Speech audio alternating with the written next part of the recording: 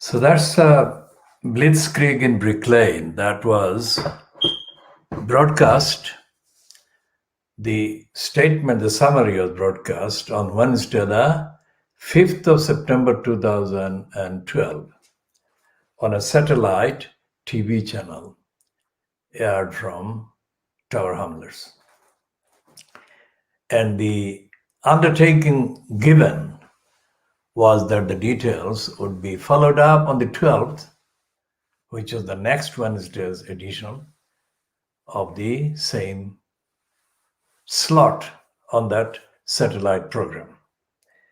It was not discussed, although I raised it, but it was somehow sidelined. I have to investigate the latest position about that and update on that. The reason, the process, the mechanism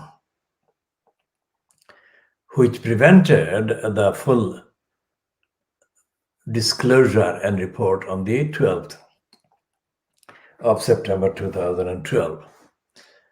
And that is just an example, just a tip of the iceberg of the deep failure to understand what is going on.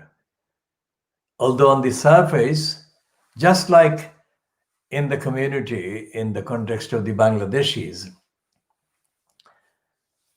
I use this example advisedly after doing necessary due diligence and research.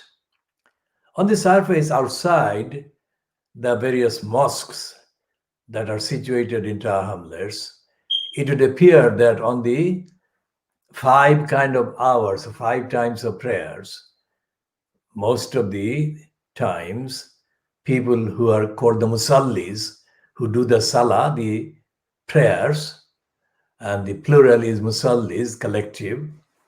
The musallis appear perfectly turned out and perfectly loyally going to say the prayers.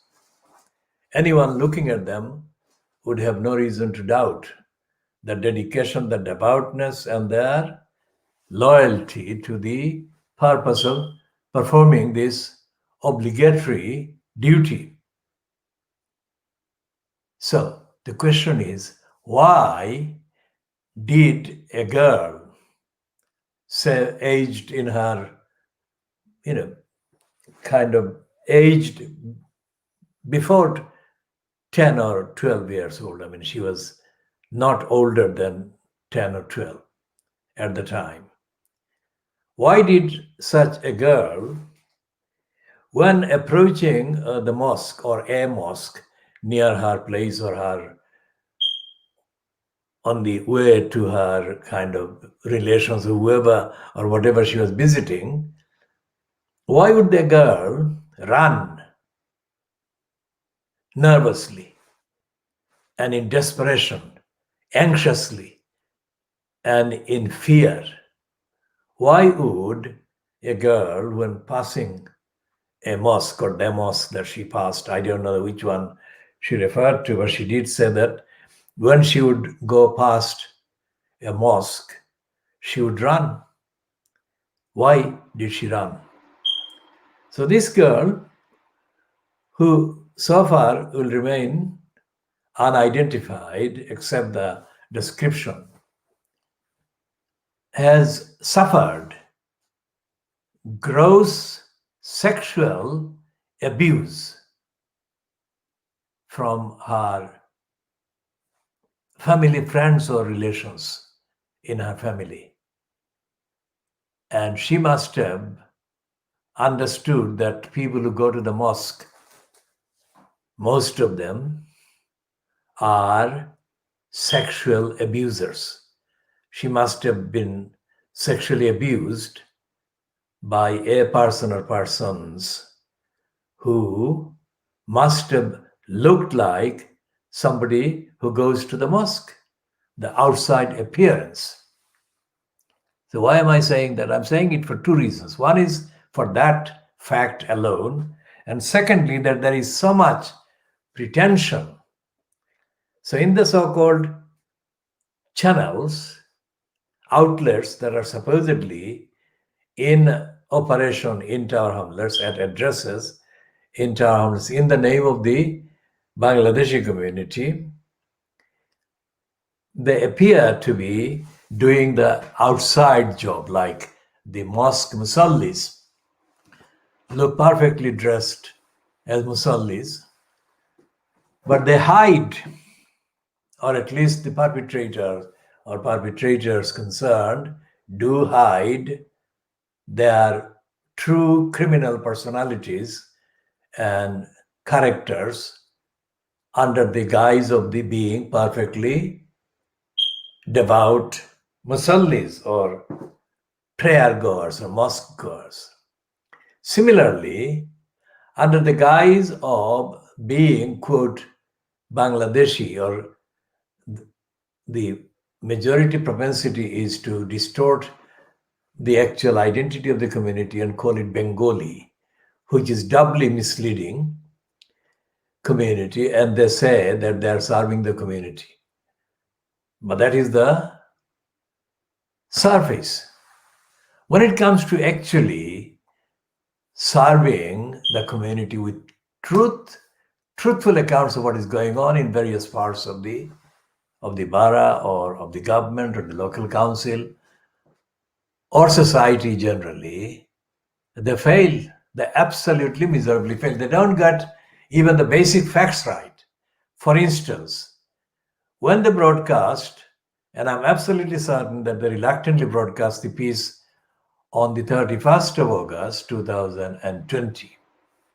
This is the line. This says under my image, Muhammad Haque, the chair of the Action Committee meeting held at 1700 GMT on Sunday, 30th of August 2020 in Brick Lane, London E1.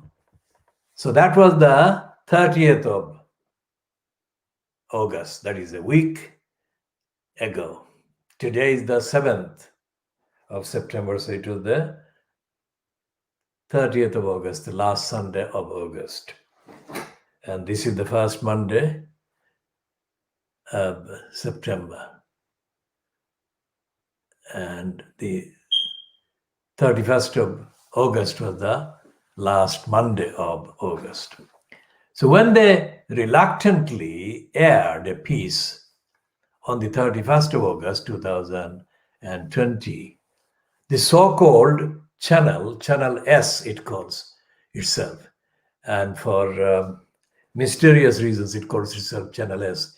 It started business as channels, the Sylhet channel, which was absolutely perfect and correct, but it changed for mysterious reasons, and it hasn't publicly announced the reason why it changed to the mysterious Channel S. Now, they reluctantly carried a piece on the 31st of August about the meeting that I chaired on the 30th of August. And what they did was to distort my name. I chaired the meeting, as it says there. They distort the name of more than one speaker at the event, and they distorted the actual decision of the meeting. I chaired the meeting, and in the course of chairing the meeting, few minutes into the meeting, I asked the meeting if they would agree to constitute the action committee for the purpose for which we met, for the purpose to stop the Tower Hamlets Council pedestrianizing and stopping the traffic through Brick Lane. And they agreed. And it's called, in the traditional sense, in the NAMCOM, there was no opposition. There was no disagreement with what I said. So that was the decision.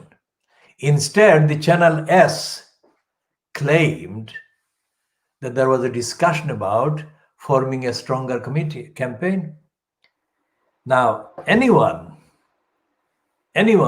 biologically, physically, materially, who has been in London or in the UK or in Tower Hamlets for the last even 20 years, let alone 30, 40, or nearly 50 years, which is the length of my being engaged in initiating campaigns in defense of the community over the last nearly 50 years here.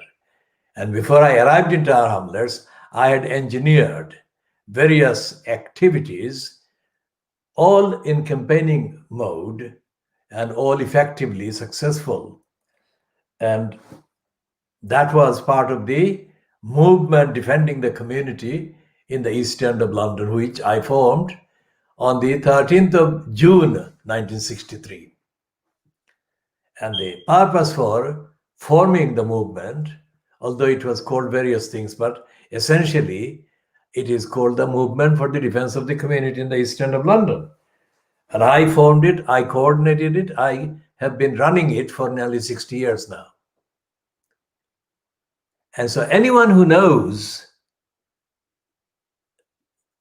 Tower Hamlets or the community would know that my name is not Abdul Haque, which is what they said. And Channel S has got many clips from the various campaigns that they were forced to actually cover and report on. That gives my name, and all of them who control the so-called channel or own the so-called channel know my name very well. So why did they say that I was Abdul Haque? They showed my image, but they distorted my name. They distorted one of the Khoodeelaar campaign supporters who also spoke at the meeting. And he is the second person after me that actually had been campaigning for any length of time in defense of the community in terms of in the context of the Crossrail whole plot against Brick Lane. And they said his name is Asghar Ali or Askir Ali. His name is Askir Mia. Makes a difference because that is his name, Askir Mia. So the fact that the Channel S did all those distorting shows the purpose among them to mislead the community and to perpetrate lies and to undermine the work that we have been doing. And Channel S has got a reason to want to distort and deny and undermine the work of the campaigns, because we have been exposing their corruption and the corrupt collusion with the corrupt council, Tower Hamlets Council, especially their corrupt collusion with the regime of Lutfur Rahman. Now, Lutfur Rahman was neither a good mayor nor a particularly loyal Democrat, nor an honest occupant incumbent. And we had opposed the post of mayor because the likes of him were bound to be, one of their likes would end up being the occupant. And if they did, they would do disservice to the community, which is what Lutfur Rahman did. And the Channel S colluded with Lutfur Rahman, and a number of them, the Channel S persons, they call it Channel S family, which is absolutely ridiculous and misleading and an outrage. And we shall come to diagnosing that family assertion in due course, in probably a later edition. So the persons that formed the cabal at Channel S benefited personally with any amount of money. Some say one of them got £300,000. Some say they got £200,000. Others say they got less than that. But whatever the actual amount paid to them by the Lutfur Rahman regime in Tower Hamlets Council was an abuse of the public money by the Lutfur Rahman regime, because these people were not paid for anything they did for the community, for democracy or accountability or opposing corruption or easing the crisis that faced the community at the time, and the crisis is still festering. So what I'm saying here, part of the diagnosis of the media, mainstream media, Fleet Street, entails necessarily the behavior of the so-called media that is subterranean, is not the mainstream. It's like hidden, sub-hidden. And it is done by the overhyping of the pretense that these operations are serving the community, that the mainstream doesn't, and mainly the serving the community in the context of Tar Hamlers, that is called the Bangladeshis. And it is not the truth. The perpetrations of the theft and the burglary and the blitzkrieg, which is what I call it, on the intellectual properties and resources perpetrated on various dates in August and September in the main 2012. These perpetrations were done with the knowledge of Tar Hamlers Council. And throughout the perpetrations, I had continued to tell Luther Roman, who was in place as the executive mayor, remember the word executive, that this was going on and he should stop them. Luther Roman kept lying, and Luther Roman lied and made promises on various dates and said he would sit down and listen to the evidence and he would do the necessary. One meeting I had with him was also attended by the chief reporter, in quotation marks, chief reporter of the same Channel S. His name is Muhammad Jubair. And that was held on the 20th of September, 2012, in the basement of a place called Marcos in New Road, which is no longer in business. And at that meeting, Luther Roman started the meeting by praising me in Siloti and saying, in Siloti language, and saying that I was the best person who should have become the first MP. I should have been the mayor, and he was nothing compared to me, and all the other similar hyperboles. And I said to him that I'm not here to be told this. I'm here to tell you something that is urgent and it needs to be acted on.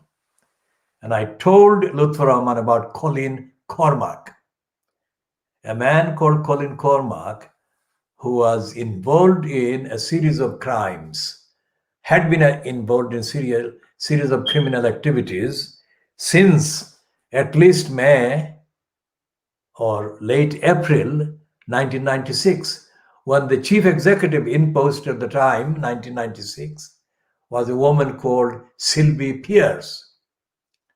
Now, 1996 to 2012 is 12 plus 4, 16 years later. I was sitting with Luther Roman. And I was talking to him about continuing perpetrations of crimes and criminality by Colin Cormack. And Luther Roman did not disagree with what I was saying. Luther Roman did not express any disagreement as to the evidence, as to the analysis, as to my advice to him that he should be doing the necessary to stop this criminal. And I said expressly, in legal terms, I said that there, as the incumbent at the time, as the executive mayor, Luther Roman had any number of executive options to order any staff in the council to stop doing what they were doing, if that was what he wanted to do, that is to stop them. So Lutfur Rahman said words to the effect that a person called Bashir Chowdhury, would be providing the housing option alternative rather than the council employee Colin Cormack. So Bashir Chowdhury featured later in the court proceedings, the petition details that were actually implemented against Lutfur Rahman through the election court, which ruled on the 23rd of April 2015. Now, Bashir Chowdhury had been a property lettings business person. But Bashir Chowdhury had been known to me for longer than he had been a lettings business person. And all the evidence I knew showed that that was the wrong person to be mentioned about something that actually warranted to be dealt with by Lutfur Rahman's regime and Hrs Council. Now, this is a video, so it can be played back and anyone can check what I'm saying or what I've said. This is the product in summary form of years of testing the evidence and retesting the evidence and checking the details. So everything I said to Lutfur Rahman on the 20th of September 2012 has come true. Everything I said to Lutfur Rahman on the last Friday of October 2010, that was the Friday after he got, quote, elected.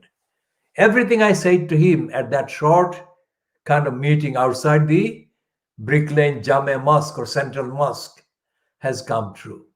Everything I said to Lutfur Rahman in between those dates and the date when he was kicked out as mayor on the orders of Richard Morey has come true. So I'm saying here that when I said in January 2010 at a meeting at the Micro Business Center in Greater X Street that the Tower Hamlets community, the electors, the electorate did not need an elected mayor because the council was already too corrupt. And if an elected mayor was created, a post was created, then it would be far worse than it already was. So that has come true. Everything I said in my speeches outside the Brady Center on Saturday, the 6th of February 2010, the month after the meeting at the Micro Business Center, has come true. And I spoke to George Galloway because I was leading the campaign at that point. And I had the loud hailer, and Galloway had arrived and wanted to get a chance to speak in favor of the mayor system. And the people I was leading didn't want him to speak because they knew that he was a supporter of a mayor system. And we were there to oppose the mayor system outside the Brady Center. So Lutfur Rahman has been written about by all the so-called kind of mainstream persons, including by the resident racist Ted Jury and his co-racist Mark Baines. These racists misunderstood the role of people like myself. They completely misunderstood it. They thought that we were in need, that I was in need of their guidance and enlightenment. What they don't understand, or didn't understand, was that I was way above anything they could comprehend then or have been able to comprehend even after Lutfur Rahman was ousted by the election commissioner in April 2015.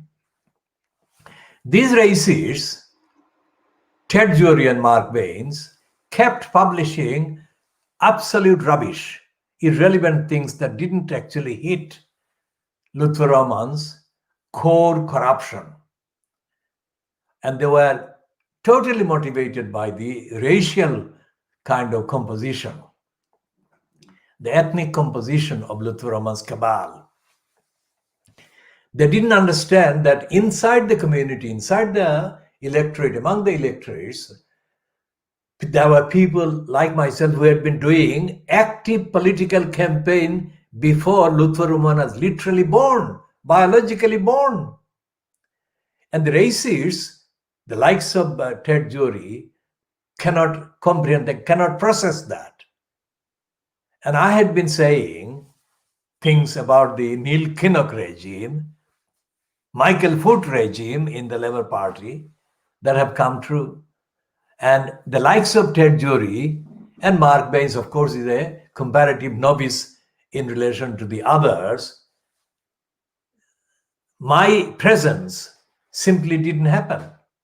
It's like the kind of phantom that the thing that, like the Guardian wrote a piece against me in March 1992. And this woman who is supposed to be the health editor, Sarah Bosley, this racist idiot, started the piece by saying that I was like the hero in an Indian novelist's books. And then she reduces me in the next paragraph, saying that I came from my Sylheti village and I had failed to become a professional journalist. She had no idea who I was, what I was. The fact that I have the abilities to write and to produce and all the rest of it, similar to, quote, a journalist, and that I have published any number of amount of volumes of journalistic work, is not my personality, it's not my identity. My identity is bigger and wider and far more comprehensive than the word journalist ever would represent. So she says that I was a hero of a novelist, Indian novelist, kind of so-called award-winning Indian novelist. And then I became an unsuccessful journalist in this country. This is not why I'm here. I never came here to become a successful journalist. I could have owned media organizations if I wanted to, but that was not what I was about. And I have never been about possessing that kind of things, possessing evidence, possessing morality, possessing standards, creating standards, but not creating for myself a career. So the Guardian's Sarah Bosley owes me an apology, as I have said before, as does the current editor of the Guardian. And the sooner they publish the full apology, the better. Because the criminals that she listed as being substantially more important than me, like Peter Newsom and Ken Lying Steel Livingston and all the other criminals, they did not amount to anything compared to my work that I was doing at the time or I have been doing since. Peter the Lying Newsom, the nuisance, was the education officer at the Inner London Education Authority. He was a bureaucrat and he patronized a particular individual in Tower Hamlets, whose name I shall conceal because he is not that important in terms of the analysis and the diagnosis that I'm making here, except as a character, as an element. Peter Newsom patronized that man because he found him easy to patronize. Newsom would not come anywhere near me to have a conversation because he would not get away with idiotic utterances. He knew that, so he chose somebody. Just like Ken Lying Livingston chose a number of individuals before he was guided to find Luther Raman. I mean, there are several people in Tower Hamlets that Ken Lying Livingston patronized and gave jobs to. Now, parallel to those periods and those kind of preferences. I was and I am still embattled against the elements. Every single material obstruction has been put in my way. And the only reason why they have been putting all the obstructions in my way is to undermine the ethics and the morality and the truthfulness and the dedication to the universal values. That is only to be expected, but it is not a picnic. It has been going on for decades. So Ken Langston Livingstone finds Kumar Murshid. Now Kumar Murshid is a complete stranger to the Sylheti community. And he had no way of knowing anything about Quddus Ali. Quddus Ali was nearly killed in September. This is the September. It's the anniversary. This is 7th of September, and Quddus was probably attacked on the 7th or 8th. We'll check and update it in the next edition. Quddus was nearly killed in a racist attack in Commercial Road. And Quddus and his friends, 2 or 3 of them, saw me in the Nelson Street as they were going towards the Commercial Road. And I was walking from New Road. Look at the map and you will see the proximity of these streets. I was walking from New Road along Nelson Street, and I was going to an address in Stepney. And I saw these boys walking, and it was in the evening, and they were going towards Commercial Road. And as has been my habit, when I see boys like that, I tell them off. My first instinct is to tell them to stop whatever they were doing, because most of the times they're doing things that are wrong, not good for themselves. So I said, "Where are you going? You will be in trouble," I said, and speaking Sylheti. And one of them said, "I've got a knife." I said, "Don't be stupid. That is September 1993, remember? So look at the date. September 1993, that is 27 years ago. And I was talking about knife crime, and I was confronting boys. And I said, "Don't be stupid." And they said, "We'll be all right," and then they went. And I wasn't going to physically stop them, like, 3 or 4 boys, physically stop them and turn them back to where their homes was or wherever they were coming from. So I went on my way, and I had my meeting with a man that needed my help at an address in Stepney, not far from the Mile End Road. And after having that meeting, I was returning to New Road on my foot, and I walked past the Royal London Hospital main entrance, and then I was doing a shortcut through the Princess Alexandra wing or whatever that, and I was going to go to New Road through there. And I saw 1 or 2 boys wandering about or in the waiting space. And I went in there. I said, "What's going on?" And they said, "They nearly killed Quddus." I said, "What do you mean?" And they said, "Well, he's almost dead." I said, "That's what I said would happen." I didn't say that they would nearly kill him, but I said there would be trouble. That was only maybe 90 minutes earlier, or maybe 2 hours earlier. So that is the direct involvement I had with Quddus Ali. And the long story I'll update on later. And yet, Ken Langston Livingstone, the crook, invents Kumar Murshid as a close family friend of the same Quddus Ali. Never. Kumar Murshid didn't even know who Quddus Ali was, nor where he had come from, let alone being a close family friend.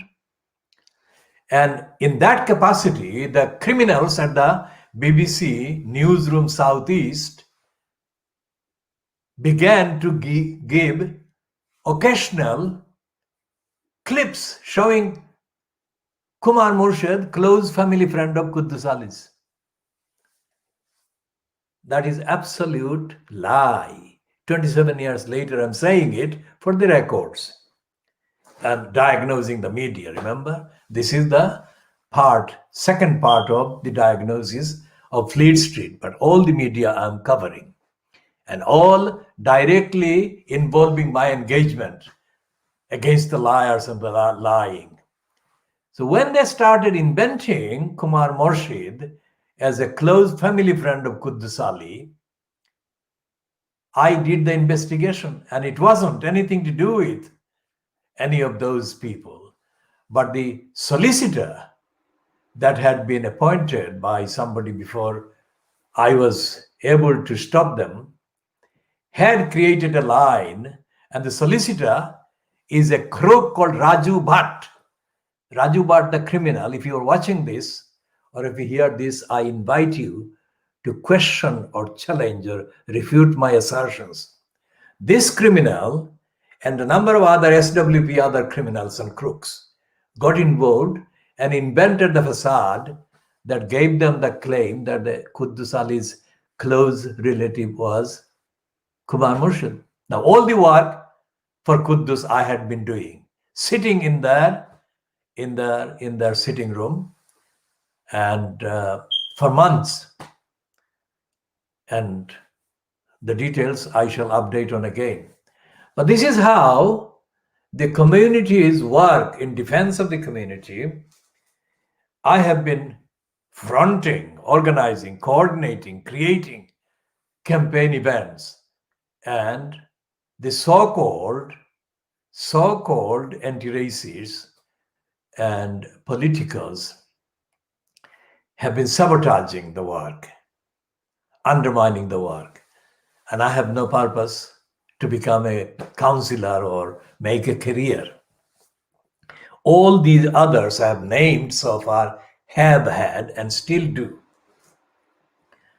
And despite the fact that Ken Lying Still Livingston has been seriously exposed in the years later, he still has no sense of basic morality and ethics.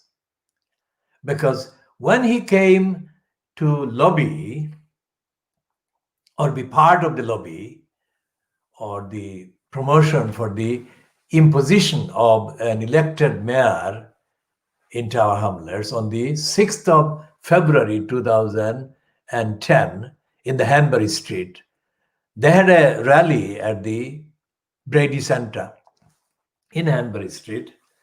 The supporters of the move to have a referendum result yes to the referendum for an elected mayor. This was done by Galloway, Livingston, and Keith Sleaze Vaz. These three, at that time, on that date, were either Labour MPs or had been Labour MPs. So Livingston was the one who had been. Sleaze Vaz and Galloway were still very much in place as Labour Party MPs. And all of them, we didn't go in there, but we heard through Channel S later on in their news coverage, so-called, because they supported the imposition of an elected mayor. Now, Channel S featured later in many articles, items, most of them about the corruption and the corrupt relationship between them and Lutfur Rahman while he was in place incumbent. But on that day, 6th of February 2010, Channel S aired claims by Sleaze Vaz that Lutfur Rahman was the best person to become the mayor of Tower Hamlets. Now that was at a rally which was about having a yes vote to the referendum. So there was no way that a candidate should have been named unless it was all part of a plan, which is what it was. And Livingston and George Galloway spoke to the same effect. They spoke about the need for the elected mayor and also in support of someone like Luther Rahman. Now, that was the month before Channel 4 dispatches aired Andrew Gilligan's piece. We didn't know that Gilligan was doing a piece or was researching it or was preparing it, nor did anyone suspect that the Channel 4 was going to air a dispatches program about tar hamlets. But that was the program that became known as and called Britain's Islamic State or something. And they focused on the East London Mosque and the concentration in that complex of the East London Muslim Center, London Muslim Center, and the overall control by the, what is it called, the IFE. I never heard of the IFE. I may have heard of the IFE, but I never saw that as being part of the community in a democratic, open system. So when the program was broadcast in March, the key element in that program was that Luther Rahman was going to be made the mayor by the elements that comprise the East London Mosque or the IFE. Now that confirmed the complete open defiance of all evidence. And what I'm saying is that on the surface, there are perfectly legitimate kind of personnel doing perfectly legitimate business. But internally, in their actual behavior, their role is the opposite of that.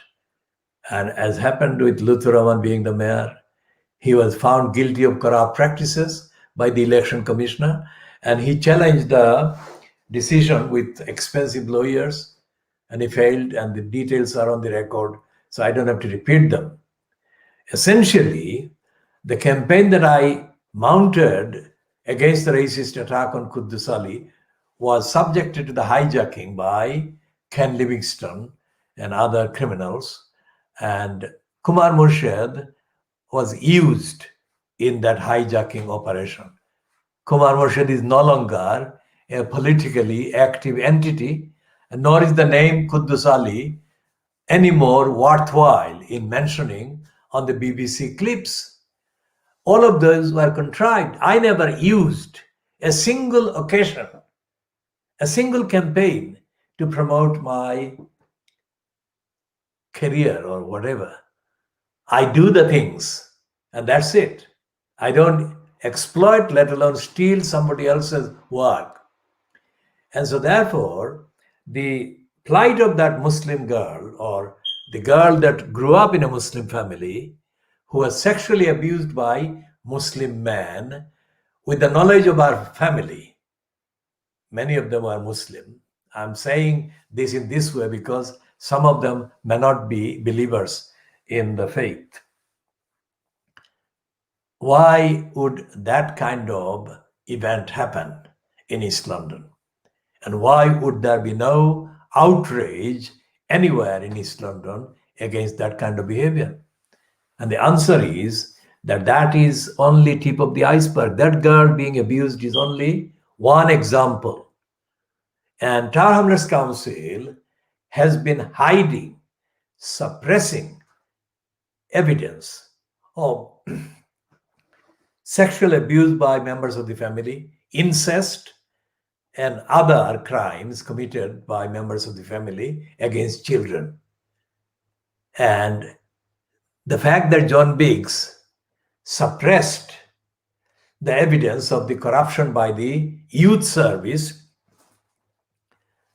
many of the corrupt activities went on during Luther Rahman being in place. as quote executive mayor. The fact that Biggs covering up the corruption done during Luthuraman's time shows that Biggs is not only as corrupt as Luthuraman, but Biggs is helping Luthuraman. Think about that. And we shall be talking about all the failings about safeguarding children that we talked about in relation to Shamima Begum and her friends who were let down in the due course and due updates in the editions later. Now, this particular part, this edition is being closed, ended at 17 past 1 GMT on Monday, the 7th of September 2020.